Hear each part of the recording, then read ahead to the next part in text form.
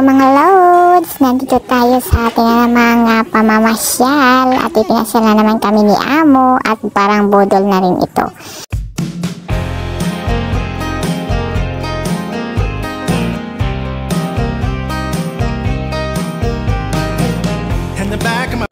Dito kami sa Kapyong at ito ay kumakain kami ng aming lunch kasi lunch na kami nakarating dito, medyo malayo ang biyahe.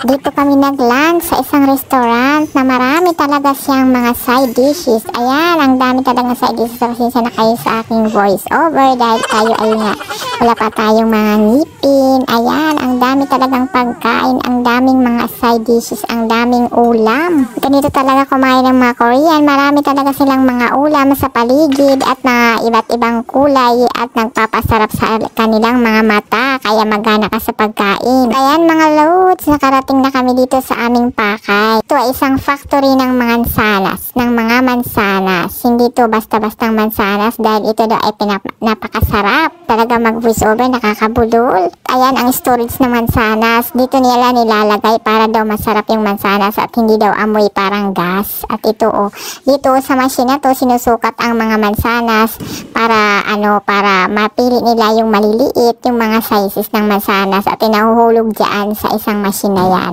Tagal namin nag-antay sa may-ari dahil daw yung may-ari ay nagpagupit daw yung kanyang nanay. Pero nung pagdating ng may-ari, biniro ko pa yung mga kasama ko na ang tagal-tagal naman magpagupit, yung pala wala naman palang buhok ay itong may-ari na ito, joke lang. Ayan, ipinapakita sa amin ng mga storage ng mansanas. Ayan, talaga alang-alaga talaga nila at ay mansanas sa storage, naka-aircon pa talaga. Tanong namin kung bakit ganyan ang pagkaka-storage ng mansanas. Sabi niya para daw maprotektahan yung kanyang amoy, hindi na mag-amoy gas at saka maprotektahan at manatili ang tamis at ang freshness ng mansanas. Ang laking factory ng mansanas dito, napakayaman siguro ng may-ari dito at saka ang sarap talaga ng mansanas, kaso nga lang hindi ako nakakagat. Wala nga tayong ngipin. Diyos ko, nahirapan talaga ako sa aking bunga nga. Ayan, pa-video-video na lang tayo. Kinukuhanan ko yung ang buong factory ng mansanas. Sabi ko nga, baka pwede dito part-time, sabi naman ng may-ari. Pwede naman pero napakalayo ito sa aking tinitirhan. Yung amok maputi ang buhok, char. Ayan,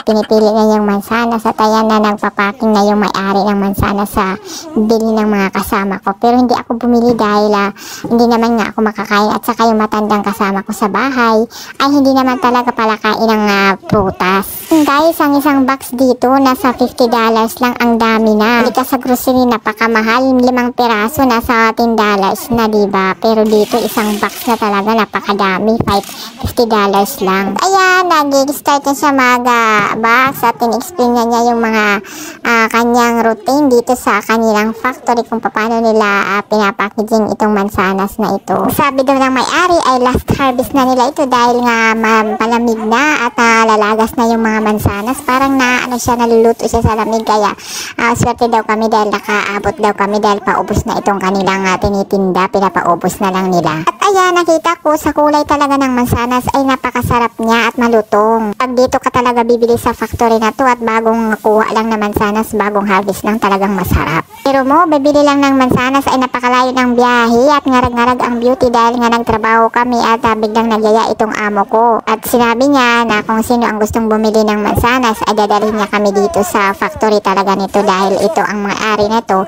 ay kanyang kaibigan. Minsan nakakatama din sumama at siyempre nga siguro dahil nga nagtatrabaho ako, gusto ko na lang din magpahinga pero siyempre nahihiya naman ako sa mga kasama. Dito na lang guys for this video. Bye!